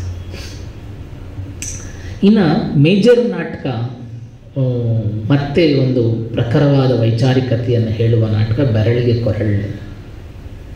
ಈ ಬೆರಳಿಗೆ ಕೊರಳ್ ನಾಟಕ ಮತ್ತು ಶೂದ್ರ ತಪಸ್ವಿ. ರಕ್ತಾಕ್ಷಿ 1933, ಶೂದ್ರ ತಪಸ್ವಿ 1944. ಶೂದ್ರ ತಪಸ್ವಿ ಬಗ್ಗೆ ಮಾತಾಡಿ ಆಮೇಲೆ ನಾನು ಬೆರಳಿಗೆ ಕೊರಳಿಗೆ ಹೇಳ್ತೀನಿ. ಶೂದ್ರ ತಪಸ್ವಿ ನೀವೆಲ್ಲರೂ ಓದಿದ್ದೀರಿ, ಕ್ಷಮಿಸಿ, ಸಾರಿ.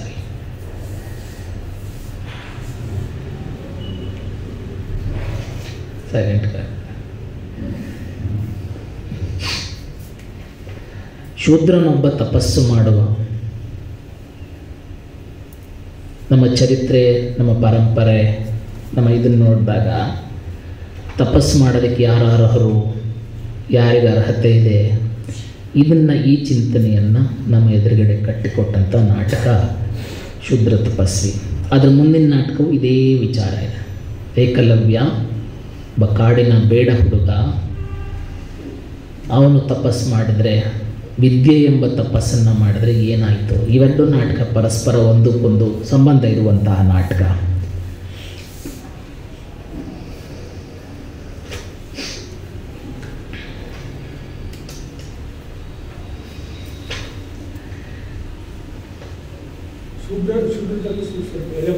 ಮಾಡ್ತೀನಿ, ಅದನ್ನೇ ಮಾಡ್ತೀನಿ. ಶೂದ್ರ ತಪಸ್ವಿಯಲ್ಲಿ ಶಂಭುಕ ತಪಸ್ಸು ಮಾಡೋದಕ್ಕೆ, ಜ್ಞಾನವನ್ನು ಪಡೆಯೋದಕ್ಕೆ ಬಯಸ್ತಾನೆ. ಸ್ವಲ್ಪ ಬೇಡರ ಕಣ್ಣಪ್ಪನ ರಗಳೆಯನ್ನು ನೋಡಿದಾಗ ಆ ಥರದ್ದೊಂಚೂರು ಸಣ್ಣ ಪ್ರಭಾವ ನನ್ನದಲ್ಲೂ ಕೂಡ. ಬೇಡನೊಬ್ಬ ದೇವಸ್ಥಾನಕ್ಕೆ ಹೋಗಿ ತಾನೇ ಶಿವನನ್ನು ಪೂಜೆ ಮಾಡುವ, ತನಗೇನು ಪ್ರಿಯವಾಗಿದ್ದು ಅದನ್ನು ತಗೊಂಡೋಗಿಡುವ. ಹಾಗೆ ಇಲ್ಲಿ ಬ್ರಾಹ್ಮಣ ಮತ್ತು ಶೂದ್ರನ ನಡುವಿನ ಸಂಘರ್ಷ ಮತ್ತು ಮೈದಳಿಯಲ್ಲೇ ಬೇಕಾದ, ಅರ್ಥ ಮಾಡಿಕೊಳ್ಳೇಬೇಕಾದ ವಿವೇಕ ಎರಡನ್ನು ಕವಿ ಕಟ್ಕೊಡ್ತಾರೆ. ನಾಟಕದ 4-5 ಸಾಲನ್ನು ಓದ್ತೀನಿ, ಕೇಳಿಸ್ಕೊಳ್ಳಿ.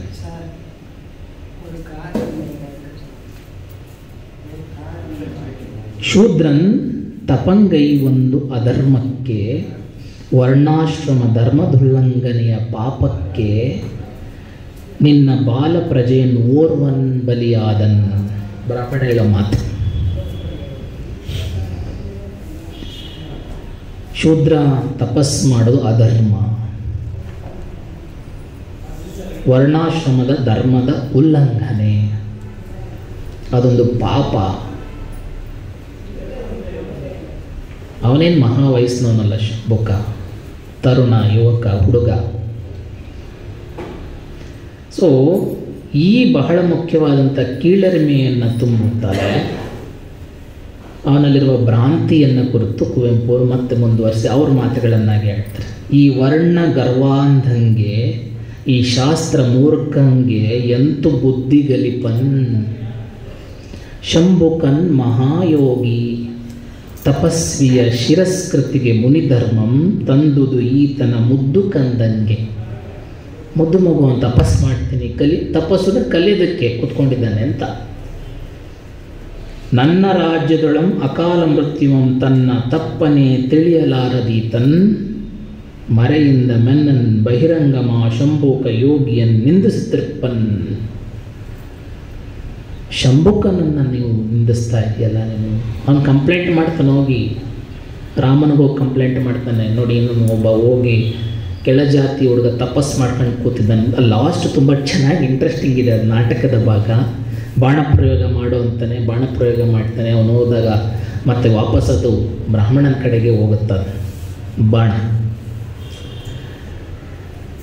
ತಪಸ್ಸು ಮಾಡೋದಕ್ಕೆ ತಕರಾರು ತೆಗೆದಂತಹ ನಮ್ಮ ಏನು ಮೊದಲಿಂದನೂ ಬಂದಂಥ ಒಂದು ಕಥೆ ಇದೆಯಲ್ಲ, ಅದನ್ನು ಕಲಿಯೋದಕ್ಕೆ ಎಲ್ಲರೂ ಮುಖ್ಯರು, ಎಲ್ಲರೂ ಅರ್ಹರು, ಯಾರು ಏನು ಬೇಕಾದರೂ ಕಲಿಬೋದು ಅನ್ನೋದನ್ನು ಶೂದ್ರ ತಪಸ್ವಿ ಸ್ವತಂತ್ರ ಬರೋದಕ್ಕಿಂತ ಮುಂಚೆನೇ ಒಂದು ವ್ಯಕ್ತಿ ಸ್ವಾತಂತ್ರ್ಯವನ್ನು ಸ್ಥಾಪಿಸುವ ಹಾಗೆ ಕಟ್ಟಿಕೊಟ್ಟಂಥ ನಾಟಕ.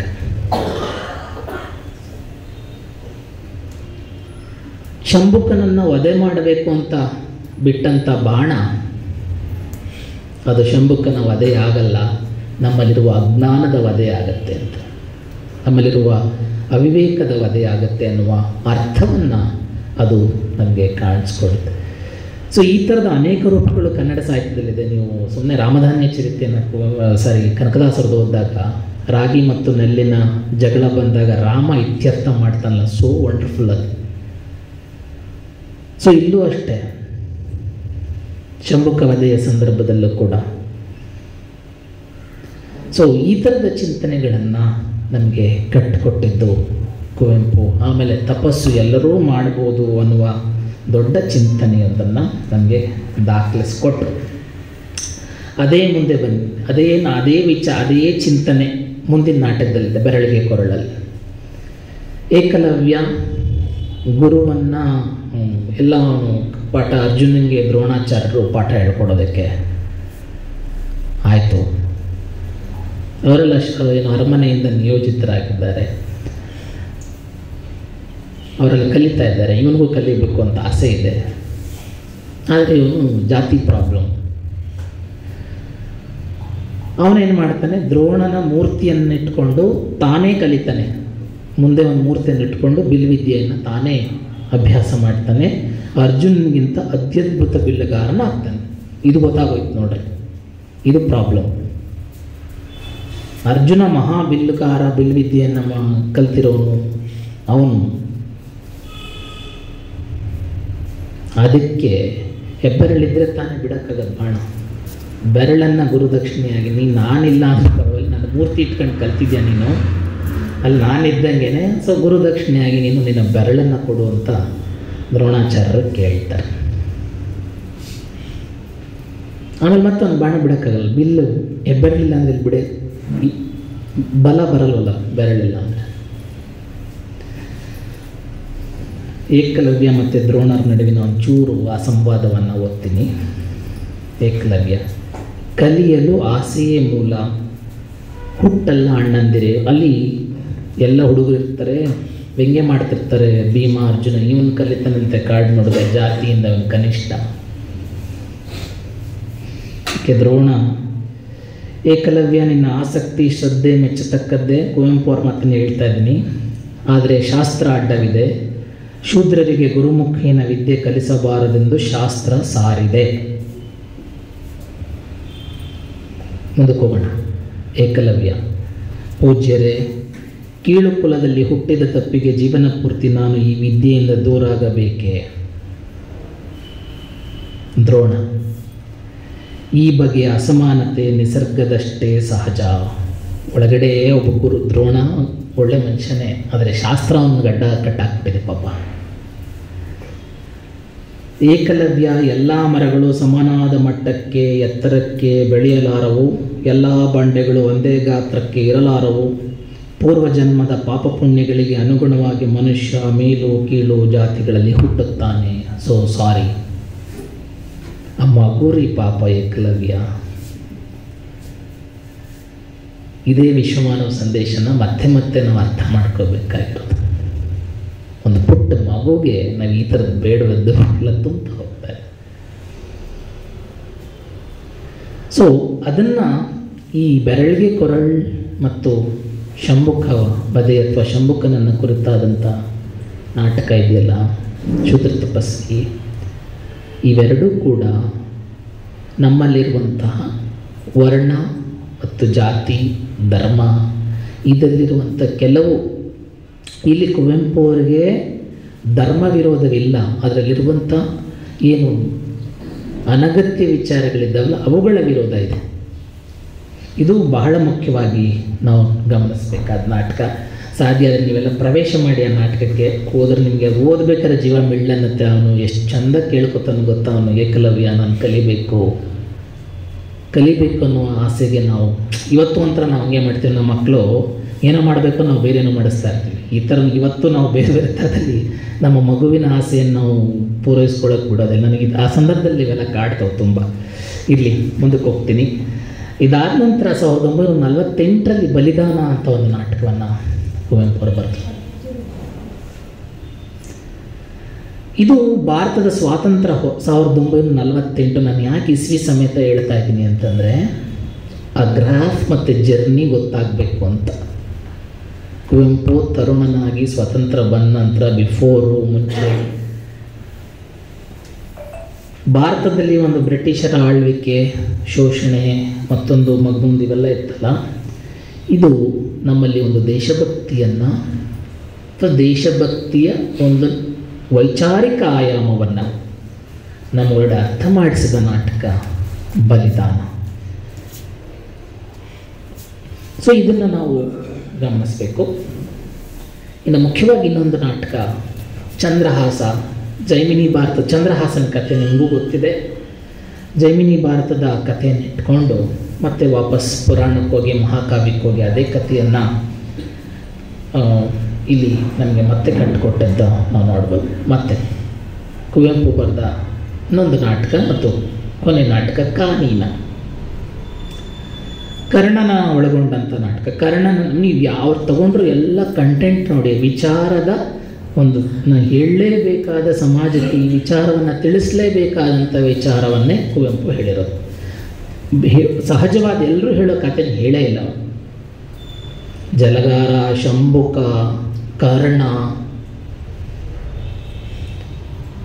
ಇದು ಕೂಡ ಆ ಥರದ್ದೇ ಒಂದು. ಕರ್ಣನ ಕಥಾವಸ್ತುವನ್ನು ಅವನು ಸೂತಪುತ್ರ, ಅವನು ಹಾಗಾಗಿ ಅವನು ಒದ್ದಾಡಿದ ತಳಮಳಗೊಂಡ ಕಥನವನ್ನು, ನಾಟಕವನ್ನು ತುಂಬ ಮನಮಿಡಿಯುವ ಹಾಗೆ, ಒಂಥರ ಮನೋರಂಗದಲ್ಲಿ ನಮ್ಮೊಳಗಡೆ ಎವಾಲ್ವ್ ಆಗ್ತಾ ಹೋಗುವ ಹಾಗೆ ಈ ನಾಟಕ ಇರೋದನ್ನು ನಾವು ಗಮನಿಸಬೇಕಾಗ್ತದೆ. ಥರ ದುರಂತ ನಾಯಕನ ಹಾಗೆ ಕಂಡರೂ ಕೂಡ ಕರ್ಣ ಹೆಂಗೆ ನಮ್ಮನ್ನು ಇಂಪ್ಯಾಕ್ಟ್ ಮಾಡ್ತಾನೆ ಅನ್ನೋದನ್ನು ಬಹಳ ಮುಖ್ಯವಾಗಿ ಈ ನಾಟಕ ಗಮನಿಸಬೇಕು. ಈ ರಾಜಾಶ್ರಯದಿಂದ ಹೊರಬಿದ್ದಂಥ ಇದಿಷ್ಟು ಕುವೆಂಪು ಅವರ ನಾಟಕಗಳ ಪರಿಚಯವನ್ನು ಪರಿಚಯಾತ್ಮಕವಾಗಿ ನಿಮಗೆ ನಾನು ಮಾಡಿಕೊಟ್ಟಿದ್ದೀನಿ. ಇನ್ನು ಒಂಚೂರು ನಾಟಕಗಳು ಮತ್ತೆ ಅಂತಿಮವಾಗಿ ಏನು ಹೇಳೋಕ್ಕೆ ಪ್ರಯತ್ನ ಪಡ್ತವೆ ಅನ್ನುವ ಒಂದಷ್ಟು ವಾಪಸ್ ಒಂದು ಪಕ್ಷಿ ನೋಟದ ಹಾಗೆ ಅಲ್ಲಲ್ಲಿ ಹೇಳಿ ನನ್ನ ಮಾತಿನ ಕೊನೆಯ ಭಾಗಕ್ಕೆ ನಾನು ಬರ್ತೇನೆ. ಒಟ್ಟಾರೆಯಾಗಿ ಕುವೆಂಪು ಅವರ ನಾಟಕಗಳಲ್ಲಿ ಸಾಮಾಜಿಕ ಸಂಘರ್ಷ ಮತ್ತು ವೈಚಾರಿಕತೆ, ಸಮಾಜದಲ್ಲಿ ಏನು ಸಂಘರ್ಷ ಇದೆ, ಸಮಾಜ ಅಂದರೆ ನಾವೆಲ್ಲರೂ ಇರುವ ಒಂದು ಸಿಸ್ಟಮ್, ಅದರಲ್ಲಿ ವೈಚಾರಿಕತೆಯ ತಿಳುವಳಿಕೆಯನ್ನು ತುಂಬ ತೀಕ್ಷ್ಣವಾಗಿ ಕಟ್ಟಿಕೊಡೋದೇ ಬಹಳ ಮುಖ್ಯವಾದಂಥ ವಿಚಾರ. ಮತ್ತು ಸಮಾಜದಲ್ಲಿರುವಂಥ ಅಸಮರ್ಪಕತೆ ಮತ್ತು ಅಸಹಜತೆಗಳು, ಸಹಜವಲ್ಲದ್ದು ಮತ್ತು ಅನಗತ್ಯವಾಗಿರುವಂಥ ವಿಚಾರಗಳನ್ನು ಬಹಳ ಮುಖ್ಯವಾಗಿ ಕುವೆಂಪು ಅವರು ಎತ್ತಿ ತೋರಿಸ್ತಾರೆ. ಅದು ನನ್ನ ಗೋಪಾಲ ಇರ್ಬೋದು, ಶೂದ್ರ ತಪಸ್ವಿ ಇರ್ಬೋದು, ಬೆರಳಿಗೆ ಕೊರಳಿರ್ಬೋದು, ಯಾವುದೇ ಇರ್ಬೋದು. ಅಷ್ಟೊತ್ತಿಗಾಗಲೇ ಅವರ ನಾಟಕಗಳನ್ನು ನೀವು ಗಮನಿಸಿದಾಗ ಹಸಿರು ಕ್ರಾಂತಿ ಮತ್ತು ಪಾಶ್ಚಿಮಾತ್ಯ ಆಗಮನ ಮತ್ತು ವೆಸ್ಟರ್ನ್ ಇನ್ಫ್ಲೂಯೆನ್ಸು ಮತ್ತು ಇಲ್ಲಿ ನಡೀತಾ ಇದ್ದಂಥ ಘಟನೆಗಳು ಇದನ್ನು ಒಂದಕ್ಕೊಂದು ಲಿಂಕ್ ಮಾಡ್ತಾರೆ. ಸೊ ಅದಕ್ಕೆ ಅವ್ರಿಗೆ ರಕ್ತಾಕ್ಷಿ ನೋಡ್ಬೋದು ನೀವು, ಅಥವಾ ಯಾವುದೇ ನಾಟಕ ನೋಡ್ಬೋದು.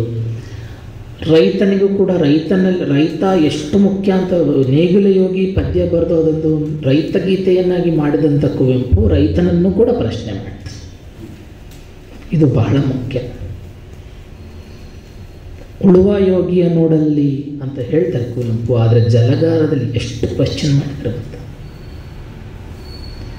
ಇದು ಪ್ರಶ್ನೆ ಅನ್ನೋದೇ ಬಹಳ ಮುಖ್ಯ ಅಂತ. ಯಾವಾಗಲೂ ನಾವು ಸದಾ ನಮ್ಮನ್ನು ಒಂಥರ ಸಕ್ಕರೆ ಲೇಪಿತವಾಗಿ ನಮ್ಮನ್ನು ನೋಡಬೇಕು ಅನ್ನೋದು ಬಿಡಬೇಕು ಮನುಷ್ಯ. ನಾವೆಷ್ಟು ನಮ್ಮನ್ನು ವಿಮರ್ಶೆಗೆ ಒಡ್ಡುಕೊಳ್ತೀವೋ, ನಮ್ಮ ಪ್ರಶ್ನೆಗೆ ಎದುರಾಗ್ತೀವೋ, ಅಲ್ಲಿ ಒಂದು ಉತ್ತಮವಾದಂಥ ಮನುಷ್ಯತ್ವ ರೂಪುಗೊಳ್ಳುತ್ತೆ ಅನ್ನೋದಕ್ಕೆ ಎಲ್ಲ ಪಾತ್ರಗಳು ಕುವೆಂಪು ಅವರ ಹೆಗ್ಗಡತಿಯಿಂದ ಮೊದಲುಗೊಂಡು ಧನ್ವಂತರಿ ಚಿಕಿತ್ಸೆಯಲ್ಲಿ ರೈತನ ಚಿಂತನೆಗಳನ್ನ ಹೇಳ್ತಾರೆ, ಅಲ್ಲಿ ಬರುವ ಪಾತ್ರ ಎಲ್ಲವೂ ಕೂಡ ಒಂದೊಂದು ನಮಗೆ ಬದುಕನ್ನು ಬದಲಿಸುವ ಮತ್ತು ಬದುಕನ್ನು ರೂಪಿಸುವ ಮಹಾಪಾತ್ರಗಳಾಗಿ ಕಾಣುತ್ತೆ. ಅಲ್ಲಿ ಕುವೆಂಪು ನಮಗೆ ತುಂಬ ಭಿನ್ನರಾಗಿ ಕಾಣ್ತಾರೆ. ಸಮಾಜದಲ್ಲಿರುವಂಥ ಅಸಮರ್ಪಕ ವ್ಯವಸ್ಥೆಯನ್ನು ಅದನ್ನು ಮನುಷ್ಯ ಹೆಂಗೆ ರೂಪಿಸ್ಕೊಂಡಿದ್ದಾನೆ ಅನ್ನೋದನ್ನು ಹೇಳುತ್ತೆ. ಮತ್ತು ಅಭಿವೃದ್ಧಿ ಅಂತಂದರೆ ನಾವೆಲ್ಲ ಏನು ಅನ್ಕೊಬಿಟ್ಟಿದ್ದೀವಿ ಅಂದರೆ, ತುಂಬ ರಾಂಗ್ ನರೇಟಿವ್ ನಮ್ಮ ಜೊತೆ ಇದೆ. ಅಭಿವೃದ್ಧಿ ಅಂದರೆ, ಡೆವಲಪ್ಮೆಂಟ್ ಅಂದರೆ ನಾವು ಬಿಲ್ಡಿಂಗ್ ಕಟ್ಟೋದು, ಸೇತುವೆ ಕಟ್ಟೋದು, ದೊಡ್ಡ ಇನ್ನೊಂದೇನೋ ಕಟ್ಟೋದು. ನೋ, ಅಭಿವೃದ್ಧಿ ಅಂದರೆ ಅಕಾರ್ಡಿಂಗ್ ಟು ಕುವೆಂಪು ಇವರು ನಾಟಕದಲ್ಲಿ ನಮ್ಮ ಮತಿ ಸರಿಯಾಗಿ ಇಟ್ಕೊಳ್ಳೋದಷ್ಟೇ. ವಿಜ್ಞಾನ ಮತಿಯಾಗು ಅಂತ ಹೇಳ್ತಾರೆ. ನಿರಂಕುಶ ಮತಿಗಳ ಆತ್ಮಶ್ರೀಗಾಗಿ ನಿರಂಕುಶ ಮತಿಗಳಾಗೇನೋ ಅದೊಂದು ಘಟಿಕೋತ್ಸವ ಭಾಷಣ ಸಾಧ್ಯ. ಅದನ್ನು ಓದಿ ನಿಮ್ಮ ಮಕ್ಕಳಿಗೆ ಓದಿಸಿ. ನೀವು ದೊಡ್ಡವರಿರ್ಬೋದು, ನಿಮ್ಮ ಮಕ್ಕಳು ಸಣ್ಣವರಿರ್ಬೋದು, ಅದೊಂದು ಕಾಪಿ ಪ್ರಿಂಟೌಟ್ ತೊಗೊಂಡು ಓದಿಸಿ, ಅಥವಾ ನಿಮ್ಮ ಸಂಗಾತಿಗಳಿಗೆ ಕೊಟ್ಟು ಓದಿಸಿ. ಇಷ್ಟು ಪ್ರಖರವಾದ ಚಿಂತನೆಯನ್ನು ಆತ್ಮಶ್ರೀಗಾಗಿ ನಮ್ಮ ಮನಸ್ಸು ಸರಿಯಾಗೋದಕ್ಕೆ ನಿರಂಕುಶ ಮತಿಗಳಾಗಿ ಅದೇ ಒಂದು 2 ದಿವಸ ಭಾಷಣ ಮಾಡು, ಅಷ್ಟು ಚೆನ್ನಾಗಿ. ನಮ್ಮ ಮತಿಯನ್ನು ಸರಿಯಾಗಿ, ಮತಿಹೀನರಾಗಬಾರ್ದು, ನಾವು ಮತಿವಂತರಾಗಬೇಕು ಅನ್ನೋದನ್ನು ಎಲ್ಲ ನಾಟಕಗಳು ಸಾಬೀತು ಮಾಡಿ. ಇದಕ್ಕಿಂತ ದೊಡ್ಡ ವೈಚಾರಿಕತೆ ಇನ್ನೇನು ಬೇಕು? ಇನ್ನೇನು ಸ್ಕೂಲ್ ಆಫ್ ಥಾಟ್ ಅಂದರೆ ಏನು? ಮತ್ತೆ ಇದನ್ನು ತುಂಬ ಚೆನ್ನಾಗಿ ಮಾತಾಡ್ತಾರೆ. ಮತ್ತು ಒಂದು ಪಡ್ಕೆ ಮೇಡಮ್ ಆರಂಭದಲ್ಲಿ ತುಂಬ ಚಂದದ ಮಾತು ನನಗೆ ಇಷ್ಟ ಆಗಿದೆ, ಮತ್ತೆ ಅದನ್ನು ಕೋಟ್ ಮಾಡ್ತಾ ಇದ್ದೀನಿ. ಆಧ್ಯಾತ್ಮಿಕತೆ ಮತ್ತು ವೈಚಾರಿಕತೆ ಅಂತ ಎಲ್ಲ ನಾಟಕ ಸಾಬೀತು ಮಾಡಿಸ್ತಾರೆ. ಎಲ್ಲ ನಾಟಕನೂ ಅದನ್ನು ಮಾತಾಡಿದ್ದಾರೆ. ಅವರಿಗೆ, ಕುವೆಂಪು ಅವರಿಗೆ ಬಹಳ ಮುಖ್ಯವಾಗಿ ಅದು ಹಿಂದೂ, ಮುಸಲ್ಮಾನ್, ಕ್ರೈಸ್ತ ಯಾವುದೇ ಇರ್ಬೋದು, ಧರ್ಮವನ್ನು ಅವರೆಂದೂ ನಿರಾಕರಿಸಿಲ್ಲ. ಧರ್ಮದೊಳಗಡೆ ಇರುವಂಥ ಪಟ್ಟಭದ್ರ ಹಿತಾಸಕ್ತಿಗಳನ್ನ ನಿರಾಕರಿಸಿದ್ದಾರೆ. ಅದಕ್ಕೆ ಅವರು ಎಲ್ಲ ಬರೆದ ಗುಡಿ, ಚರ್ಚು, ಮಸಜೀದಿಗಳ ಬಿಟ್ಟು ಹೊರ ಬನ್ನಿ ಆ ಥರ ಹೇಳ್ತಾರೆ. ಬಿಟ್ಟು ಬರೋದು ಅಂದರೆ ನಾವು ಲಿಟ್ರಲಿ ಬಿಟ್ಟು ಬರೋದು ಅಂತಲ್ಲ, ಅದನ್ನು ರಿಜೆಕ್ಷನ್ ಹೇಳ್ತಾ ಇಲ್ಲ ಅವರು. ಅದನ್ನು ರಿಜೆಕ್ಷನ್ ಹೇಳೇ ಇಲ್ಲ ಕುವೆಂಪು. ಸೊ ಆ ದೃಷ್ಟಿಯಲ್ಲಿ ನಮ್ಮಲ್ಲಿರುವಂತಹ ಒಂದು ಕಂದಾಚಾರಗಳು, ಮೌಢ್ಯವನ್ನು, ಅಥವಾ ನಮ್ಮಲ್ಲಿ ಗತಕಾಲದಿಂದ ನಮ್ಮ ಒಂದು ಸಾಂಸ್ಕೃತಿಕ ಅಸ್ತಿತ್ವವನ್ನು, ರಾಜಕೀಯ ಅಸ್ತಿತ್ವವನ್ನು ಉಳಿಸ್ಕೊಳ್ಳೋದಕ್ಕೋಸ್ಕರ ನಾವು ಮಾಡಿಕೊಂಡು ಬಂದಿರುವಂತಹ ಒಂಥರ ಇವಿಲ್ ಪ್ರಾಕ್ಟೀಸಸ್ ಏನಿದೆ ಅವುಗಳನ್ನ ಬಿಡಿ ಅಂತ ಅಷ್ಟೇ ಅವರು, ಕುವೆಂಪು ಅವರು ಹೇಳಿರೋದು. ಈ ನಾಟಕಗಳಲ್ಲಿ ಎಲ್ಲ ಅದನ್ನೇ ಸ್ಥಾಪಿಸಿದ್ದಾರೆ. ಬೆರಳಿಗೆ ಕೊರಳು ತಗೊಳ್ಳಿ, ಜಲಗಾರ ತಗೊಳ್ಳಿ, ಯಾವುದೇ ನಾಟಕ ತಗೊಂಡ್ರು ನನ್ನ ಗೋಪಾಲ ಯಾಕೆ ಬರೀತಿದ್ದಿಲ್ಲ. ಮತ್ತು ಅಲ್ಲಿ ದೈವ ಮತ್ತು ಮಗುವಿನ ಪ್ರಶ್ನೆ ಎಷ್ಟು ಚಂದದ ನೆರೇಟಿವ್ ಅಂದರೆ ನನಗೆ ಸೋ ವಂಡರ್ಫುಲ್. ಅಷ್ಟು ಚಿಕ್ಕ ವಯಸ್ಸಿಗೆ ಇಷ್ಟೊಂದು ದೊಡ್ಡ ಚಿಂತನಾ ಕ್ರಮ ಹೆಂಗೆ ಕುವೆಂಪು ಅವರು ಮೂಡಿರ್ಬೋದು ಅಂತ. ಮಗುವಿಗೆ ಕಾಣುವ ಗೋಪಾಲ ಲೋಕಕ್ಕೆ ಕಾಣೋದೇ ಇಲ್ಲ. ನನ್ನ ಗೋಪಾಲದಲ್ಲಿ ಗುರು ಕಾಣ್ತಾನೆ, ಗುರು ವಾವ್ ಅನಿಸ್ತದೆ. ಕಬೀರ ಅದನ್ನೇ ಹೇಳೋದು, ಗುರು ಗೋವಿಂದ ಧೋನ ಕಡೆ. ಗುರುನೂ ಬೇಕೋ ಗೋವಿಂದ ಬೇಕು ಅಂದರೆ ಅವನು ಕೇಳೋದು ಫಸ್ಟು ನನಗೆ ಗುರು, ಯಾಕಂದರೆ ಗೋವಿಂದನ ತೋರಿಸೋದು ಗುರು. ಈ ಥರದ್ದೊಂದು ಚಿಂತನೆ ಕಾಣುತ್ತೆ. ಸೊ ಸಾಮಾಜಿಕ ಸಂಘರ್ಷದಲ್ಲಿ ಇನ್ನೊಂದು ಬಹಳ ಮುಖ್ಯವಾಗಿ ಮೇಲ್ವರ್ಗ, ಕೆಳವರ್ಗ, ಜಾತಿ ಮತ್ತು ಧರ್ಮ ಇವುಗಳಿಂದ ನಾವು ಈಗಲೂ ಬಾಧಿಸಲ್ಪಡುತ್ತಿದ್ದೇವೆ, ಹಿಂದೆಯೂ ಬಾಧಿಸಿಕೊಂಡಿದ್ದೇವೆ, ಮುಂದಕ್ಕೂ ಅದು ಒಂದಲ್ಲ ಒಂದು ರೀತಿ ನಮ್ಮನ್ನು ಬಾಧಿಸ್ತಾನೆ ಇರುತ್ತೆ. ಮತ್ತು ಲಿಂಗ ತಾರತಮ್ಯ, ಗಂಡು ಹೆಣ್ಣು, ಈಗಂತೂ ಗಂಡು ಹೆಣ್ಣಿನ ಆಚೆಗೆ ಟ್ರಾನ್ಸ್ಜೆಂಡರು, ಟ್ರಾನ್ಸ್ಮೆನ್ನು, ಟ್ರಾನ್ಸ್ ವುಮೆನ್ನು, ಲೆಸ್ಬಿಯನ್ನು, ಗೆ, ಇನ್ನು ಬೇಕಾದಷ್ಟಿದೆ ಇವತ್ತು.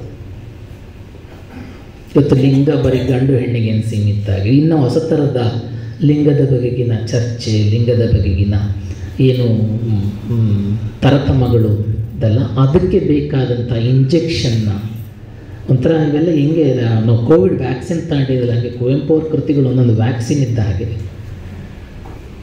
ನಾವು ಅದನ್ನು ಇಂಜೆಕ್ಷನ್ ತೊಗೊಂಡ್ರೆ ನಮಗೆ ಬರೋ ರೋಗಗಳು, ಮನೋರೋಗಗಳೆಲ್ಲ ಕಡಿಮೆ ಆಯ್ತವೆ ಅಂತ. ಸೊ ಆ ದೃಷ್ಟಿಯಲ್ಲಿ ಇದು ಬಹಳ ಮುಖ್ಯವಾಗಿ ಗಮನಿಸಿ.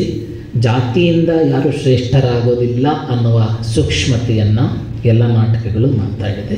ಅದಕ್ಕಿನ್ನೊಂದು ದೊಡ್ಡ ಪ್ರಮೇಯ ಕುವೆಂಪು ಕೊಟ್ಟರ ಸೂತ್ರ, ಇಲ್ಲಿ ಯಾರೂ ಮುಖ್ಯರಲ್ಲ, ಇಲ್ಲಿ ಯಾರೂ ಅಮುಖ್ಯರಲ್ಲ, ಇಲ್ಲಿ ಯಾವುದು ಯಕ್ಕಶ್ಚಿತ್ತಲ್ಲ, ಇಲ್ಲೆಲ್ಲವೂ ಕೂಡ ಮುಖ್ಯ ಅಂತ ಅವರು ಹೇಳಿರೋದನ್ನು ನಾವು ಗಮನಿಸಬೇಕಾಗಿದೆ. ಇನ್ನು ದೇವರು ಮತ್ತು ಧರ್ಮವನ್ನು ಕುರಿತು ಆಗ್ತಾ ಇರುವ ಅನ್ಯಾಯಗಳನ್ನು ಅವರು ಅನೇಕ ಕೃತಿಗಳಲ್ಲಿ ಮಾಡಿಕೊಂಡೇ ಬಂದಿದ್ದಾರೆ. ನಾನು ಹೇಳ್ತಿದ್ದೆ ಜಲಗಾರ, ಬೆರಳಿಗೆ ಕೊರಳ್, ದೇವರ ಹೆಸರಲ್ಲಿ ಏನಾಗುತ್ತೆ, ಧರ್ಮದ ಹೆಸರಲ್ಲಿ ಏನಾಗುತ್ತೆ. ಇಲ್ಲಿ ಒಂದು ಸೂಕ್ಷ್ಮ ಗಮನಿಸಿ, ಭಕ್ತ ಮತ್ತು ದೈವ ನೇರವಾಗಿ ಕಾಂಟ್ಯಾಕ್ಟ್ ಇಟ್ಕೋಬೇಕು ಅನ್ನೋದನ್ನು ತುಂಬ ಚೆನ್ನಾಗಿ ಕುವೆಂಪು ಅವ್ರ ನಾಟಕದಲ್ಲಿ ನೋಡ್ಬೋದು. ಮಧ್ಯದಲ್ಲಿ ಬೇಡ ಯಾರು ಅಂತ, ಮಧ್ಯದಲ್ಲಿ ಯಾರೂ ಬೇಡ, ನೇರವಾಗಿ ನಿನ್ನ ಇಷ್ಟ. ವಚನಕಾರರು ಅದೇ ಮಾಡಿದ್ದು. ಕೂಡಲ ಸಂಗಮ ದೇವನ ನಿನ್ನ ಜೊತೆನೇ ಡೈರೆಕ್ಟ್ ಇಂಟ್ರಾಕ್ಷನ್ ಮಾಡ್ತೀನಿ, ನನಗೆ ಬೇರೆ ಮಧ್ಯದಲ್ಲಿ ಯಾರು ಬೇಡ. ಅಕ್ಕಮಹಾದೇವಿ ಇರ್ಬೋದು, ಬಸವಣ್ಣ ಇರ್ಬೋದು, ನೇರವಾಗಿ ನಂದು ಅವ್ರದ್ದು ಒಡನಾಟ, ನಂದು ಅವ್ರದ್ದು ಇಂಟ್ರಾಕ್ಷನ್. ಅಂಥ ವೈಚಾರಿಕತೆಯ ಬಹಳ ದೊಡ್ಡ ಪ್ರಖರತೆಯನ್ನು ಕೊಟ್ಟಂಥ ವಚನ ಚಳುವಳಿಯು ಧಾರ್ಮಿಕತೆಯ ಜೊತೆಗೆ ನಮ್ಮನ್ನು, ಸಮಾಜವನ್ನು, ಸರಿ ಸಮಾಜವನ್ನು ತೆಗೆದುಕೊಂಡು ಹೋಗೋದಕ್ಕೆ ಬೇಕಾದ ದಾರಿಯನ್ನು ಕೊಟ್ಟಿದೆ. ಎಲ್ಲ ಶಿವನಿಗೆ ಹೇಳ್ತಾರೆ, ದಾಸ ಚಳುವಳಿ ಅದನ್ನು ಕೊಟ್ಟಿದೆ. ಕನಕದಾಸರು ಇರ್ಬೋದು, ಪುರಂದರದಾಸರು ಇರ್ಬೋದು, ವೈಚಾರಿಕತೆ ಹೌದು. ಡೊಂಕು ಬಾಲದ ನಾಯಕರ ಅದೊಂದು ಪದ್ಯ ಸಾಕು, ನಾವೇನು ನಮ್ಮ ಮನಸ್ಥಿತಿ ಹೆಂಗಿದೆ ಅಂತ. ಸೊ ಹಾಗಾಗಿ ಇದು ಈ ನೇರ ಸಂಪರ್ಕ ಇಟ್ಕೊಳ್ಳೋದಕ್ಕೆ ಬೇಕಾದಂಥ ಒಂದು ದೊಡ್ಡ ಶಕ್ತಿಯನ್ನು ಈ ಕುವೆಂಪು ಅವರ ಧಾರ್ಮಿಕ ವೈಚಾರಿಕತೆಯ ಒಂದು ಪ್ರಬಲ ಶಕ್ತಿಯಾಗಿ ಕುವೆಂಪು ನಾಟಕ ಕೊಟ್ಟಿದೆ. ಇನ್ನೊಂದು ವ್ಯಕ್ತಿತ್ವ ಮತ್ತು ವಿಕಾಸ, ಇವುಗಳನ್ನು ಹೇಳುತ್ತೆ. ಮಾರ್ಕ್ಸ್ವಾದ ಗೊತ್ತೇ ಇದೆ, ಬಡವ ಮತ್ತು ಶ್ರೀಮಂತನನ್ನು ಕುರಿತು ಎಲ್ರಿಗೂ ಸಮಾನವಾದ ಹಕ್ಕು, ಸಮಾನವಾದ ಆಸ್ತಿ, ಸಮಾನವಾದ ಊಟ, ಸಮಾನವಾದ ಕೆಲಸ ಇವೆಲ್ಲ ಬೇಕು ಅಂತ ಹೇಳಿದ್ದು ಮಾರ್ಕ್ಸ್ನ ಚಿಂತನೆಗಳು. ಸಮತಾವಾದವನ್ನು ಹೇಳಿದ್ದು, ಅದೇ ಸಮತಾವಾದದ ಇನ್ಫ್ಲೂಯೆನ್ಸಸ್ ಮತ್ತು ಪ್ರಭಾವ ಕುವೆಂಪು ಅವರ ಬಹುತೇಕ ನಾಟಕಗಳಲ್ಲಿ ಇರೋದನ್ನು ಗಮನಿಸ್ಬೋದು. ಮತ್ತು ಗಾಂಧಿ ಚಿಂತನೆಯ ಸರ್ವೋದಯದ ಪರಿಕಲ್ಪನೆ, ಅವರು ಯಾಕೆ ನವೋದಯ ಅಂತಂದರೂ ಸರ್ವೋದಯದಿಂದ ಇನ್ಫ್ಲೂಯೆನ್ಸ್ ಆಗಿದೆ ಅವರು. ಎಲ್ಲರೆಲ್ಲರ ಏಳಿಗೆಯೂ ಬೇಕು ಅಂತ, ಒಬ್ಬರ ಏಳಿಗೆ ಅಲ್ಲ, ಎಲ್ಲರ ಏಳಿಗೆ ಆದರೆ ಮಾತ್ರ, ಸರ್ವೋದಯ ಆದರೆ ಮಾತ್ರ ಸಮಾಜ ಚೆನ್ನಾಗಿರುತ್ತೆ ಅನ್ನೋದು. ಟಗೂರ್ ಇದನ್ನೇ ಮಾತಾಡಿದ್ದು, ಗಾಂಧಿ ಇದನ್ನೇ ಮಾತಾಡಿದ್ದು, ಕುವೆಂಪು ಇದನ್ನೇ ಮಾತಾಡಿದ್ದು. ಆದರೆ ನಾವು ಮತ್ತೂ ದ್ವೀಪಗಳಾಗ್ತಾ ಇದ್ದೀವಿ. ನಂದಿಷ್ಟು, ಇದು ನನ್ನ ಕಂಪಾರ್ಟ್ಮೆಂಟು, ಇದು ನನ್ನ ಫ್ಯಾಮಿಲಿ, ಇದು ನಾನು ನಂಬಿರೋ ರಾಜಕೀಯ ಪಕ್ಷ, ಇದು ನನ್ನ ಕಾನ್ಸ್ಟಿಟ್ಯುಯೆನ್ಸಿ, ಇವರು ನಮ್ಮ MLA.